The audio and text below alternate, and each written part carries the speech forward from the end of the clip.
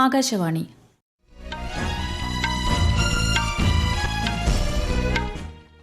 നമസ്കാരം. വാർത്തകൾ വായിക്കുന്നത് ശ്യാമ.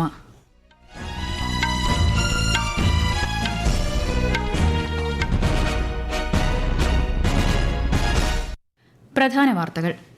രാജ്യത്ത് 14 ഖാരിഫ് വിളകളുടെ താങ്ങുവില വർദ്ധിപ്പിക്കാൻ കേന്ദ്രമന്ത്രിസഭയുടെ അംഗീകാരം.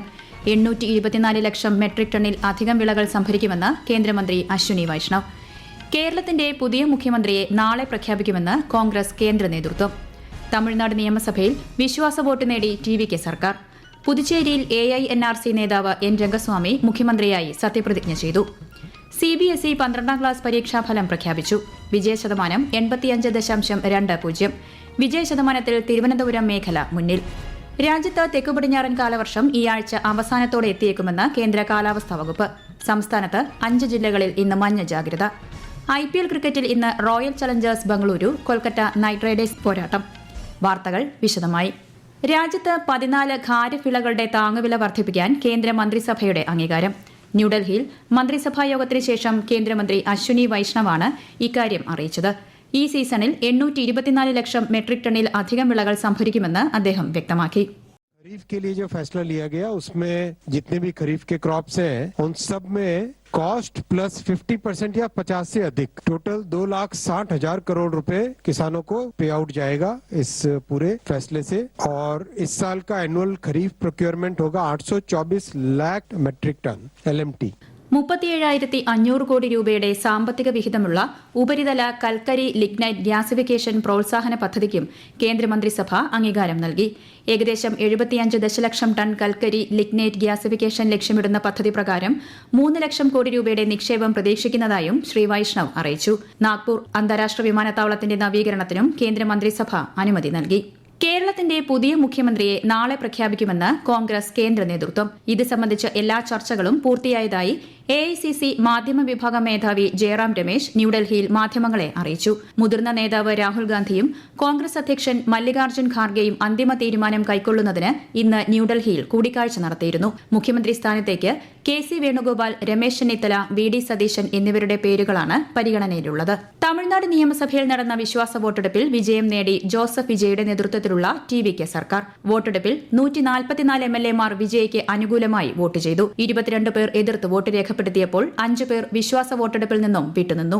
DMK അംഗങ്ങൾ സഭയിൽ നിന്നും വാക്കൌട്ട് ചെയ്തു. പുതുച്ചേരി മുഖ്യമന്ത്രിയായി AINRC നേതാവ് N. രംഗസ്വാമി സത്യപ്രതിജ്ഞ ചെയ്തു. ലോക് നിവാസിൽ നടന്ന ചടങ്ങിൽ lieutenant governor K. Kailash Sathyanathan സത്യവാചകം ചൊല്ലിക്കൊടുത്തു. 5ാം തവണയാണ് N. രംഗസ്വാമി പുതുച്ചേരി മുഖ്യമന്ത്രി സ്ഥാനത്തെത്തുന്നത്. BJP ദേശീയ അധ്യക്ഷൻ നിതിൻ നബീൻ ഉൾപ്പെടെയുള്ള പ്രമുഖർ സത്യപ്രതിജ്ഞാ ചടങ്ങിൽ പങ്കെടുത്ു. 30 അംഗ നിയമസഭയിൽ 18 സീറ്റ് നേടിയാണ് NDA സഖ്യം പുതുച്ചേരിയിൽ തുടർഭരണം നിലനിർത്തിയത്. പശ്ചിമബംഗാൾ നിയമസഭയിലേക്ക് തെരഞ്ഞെടുക്കപ്പെട്ട MLA-മാരുടെ സത്യപ്രതിജ്ഞാ ചടങ്ങ് കൊൽക്കത്തയിൽ നടന്നു. മുഖ്യമന്ത്രി സുവേന്ദു അധികാരി ഭവാനിപൂർ സീറ്റിൽ നിന്ന് MLA-ആയി സത്യപ്രതിജ്ഞ ചെയ്തു. 5 ക്യാബിനറ്റ് മന്ത്രിമാരും സത്യപ്രതിജ്ഞ ചെയ്ത് അധികാരമേറ്റെടുത്തു. 2 സെഷനുകളിലായാണ് സത്യപ്രതിജ്ഞാ ചടങ്ങ് നടന്നത്. ഈ മാസം 21-ന് റീപോളിംഗ് നടക്കുന്ന ഫാൽറ്റ മണ്ഡലം ഒഴികെയുള്ള 157 അസംബ്ലി മണ്ഡലങ്ങളിലെ MLA-മാരും ഇന്ന് സത്യപ്രതിജ്ഞ ചെയ്തു. പശ്ചിമേഷ്യൻ സംഘർഷത്തെ തുടർന്നുള്ള ഇന്ധന പ്രതിസന്ധിയുടെ പശ്ചാത്തലത്തിൽ അകമ്പടി വാഹനങ്ങളുടെ എണ്ണം ഗണ്യമായി കുറയ്ക്കാൻ നിർദ്ദേശം നൽകി പ്രധാനമന്ത്രി നരേന്ദ്രമോദി. SPG മാനദണ്ഡ പ്രകാരമുള്ള എല്ലാ സുരക്ഷാ ക്രമീകരണങ്ങളും ഉറപ്പുവരുത്തിക്കൊണ്ടാണ് നടപടി. പ്രതിസന്ധിയെ മറികടക്കുന്നതിനായി ഇറക്കുമതി ഇന്ധനത്തെ ആശ്രയിക്കുന്നത് കുറയ്ക്കണം എന്നതടക്കമുള്ള പ്രധാനമന്ത്രിയുടെ അഭ്യർത്ഥനയ്ക്ക് അനുസൃതമായാണ് ഈ നീക്കം. കേന്ദ്ര ആഭ്യന്തരമന്ത്രി അമിത്ഷായും വാഹനവ്യൂഹം പകുതിയായി കുറച്ചു. CBSE 12ാം ക്ലാസ് പരീക്ഷാഫലം പ്രഖ്യാപിച്ചു. 85.20% വിദ്യാർത്ഥികൾ ഉപരിപഠനത്തിന് അർഹത നേടി. പെൺകുട്ടികളുടെ വിജയശതമാനം 88.86%, ആൺകുട്ടികളുടേത് 82.13%. 17 ലക്ഷത്തിലധികം വിദ്യാർത്ഥികൾ പരീക്ഷ എഴുതിയതിൽ 15 ലക്ഷത്തിലധികം വിദ്യാർത്ഥികൾ വിജയിച്ചതായി CBSE പ്രസ്താവനയിൽ അറിയിച്ചു. വിദ്യാർത്ഥികൾക്ക് ഔദ്യോഗിക വെബ്സൈറ്റായ ഡിജി ലോക്കറിലും ഉമാങ് ആപ്പിലും ഫലം പരിശോധിക്കാം. നീറ്റ് UG പരീക്ഷാ ചോദ്യപേപ്പർ ചോർച്ചയുമായി ബന്ധപ്പെട്ട് 5 പേരെ CBI അറസ്റ്റ് ചെയ്തു. 3 പേരെ ജയ്പൂരിൽ നിന്നും മറ്റ് 2 പേരെ ഗുരുഗ്രാമിൽ നിന്നും നാസിക്കിൽ നിന്നുമാണ് അറസ്റ്റ് ചെയ്തത്. നേരത്തെ പൂനെയിൽ നിന്ന് ഒരു സ്ത്രീയെ പോലീസ് കസ്റ്റഡിയിലെടുത്തിരുന്നു. പ്രാഥമിക ചോദ്യം ചെയ്യലിന് ശേഷം ഇവരെ CBIക്ക് കൈമാറി. ബ്രിക്സ് വിദേശകാര്യമന്ത്രിമാരുടെ 2 ദിവസത്തെ യോഗത്തിന് നാളെ ന്യൂഡൽഹിയിൽ തുടക്കമാകും. വിദേശകാര്യമന്ത്രി S. ജയശങ്കറിന്റെ അധ്യക്ഷതയിലാണ് യോഗം. യോഗത്തിൽ പങ്കെടുക്കാൻ ഇറാൻ, കസാഖിസ്ഥാൻ, നൈജീരിയ, ഉസ്ബെക്കിസ്ഥാൻ എന്നിവിടങ്ങളിൽ നിന്നുള്ള മുതിർന്ന ഉദ്യോഗസ്ഥർ ന്യൂഡൽഹിയിലെത്തി. പ്രധാനമന്ത്രി നരേന്ദ്രമോദിയുമായും ബ്രിക്സ് നേതാക്കൾ കൂടിക്കാഴ്ച നടത്തും. ഈ വാർത്തകൾ ആകാശവാണിയിൽ നിന്ന്.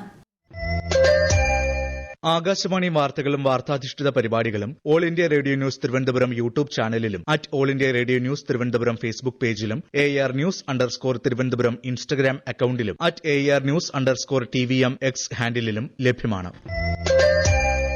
പ്രധാനമന്ത്രി നരേന്ദ്രമോദിയുടെ 6 ദിവസത്തെ വിദേശ പര്യടനത്തിന് മറ്റന്നാൾ തുടക്കം. UAE, Netherlands, Sweden, Norway, Italy എന്നീ രാജ്യങ്ങളാണ് അദ്ദേഹം സന്ദർശിക്കുന്നത്. UAE president Sheikh Mohammed bin Al Zayed നഹ്യാനുമായി പ്രധാനമന്ത്രി കൂടിക്കാഴ്ച നടത്തും.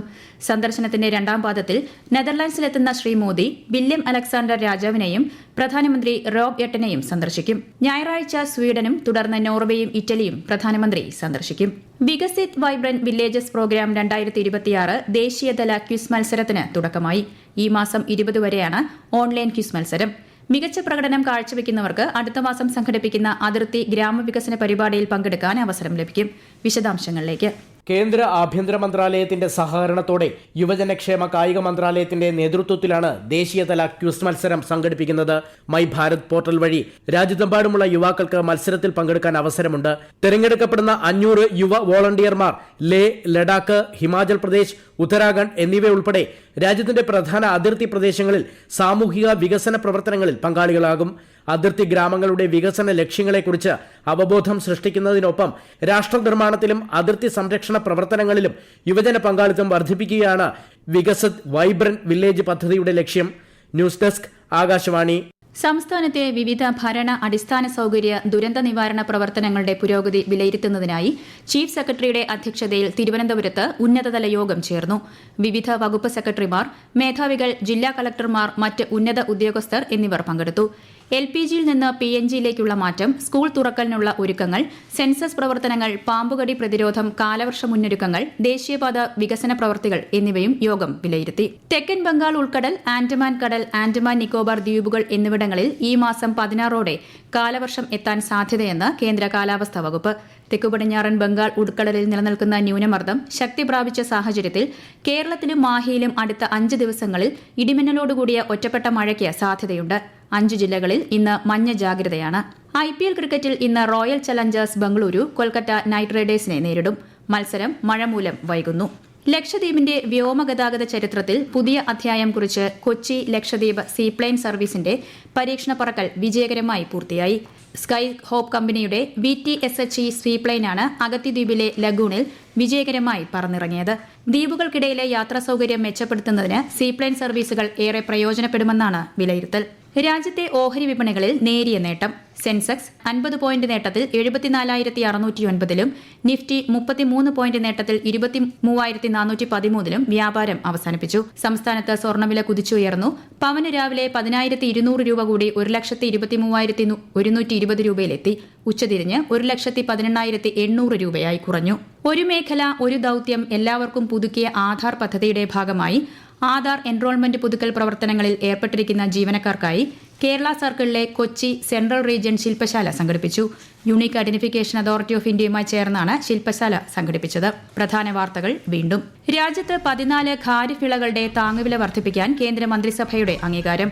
824 ലക്ഷം മെട്രിക് ടണ്ണിൽ അധികം വിളകൾ സംഭരിക്കുമെന്ന് കേന്ദ്രമന്ത്രി അശ്വിനി വൈഷ്ണവ്. കേരളത്തിന്റെ പുതിയ മുഖ്യമന്ത്രിയെ നാളെ പ്രഖ്യാപിക്കുമെന്ന് കോൺഗ്രസ് കേന്ദ്ര നേതൃത്വം. തമിഴ്നാട് നിയമസഭയിൽ വിശ്വാസവോട്ട് നേടി TVK സർക്കാർ.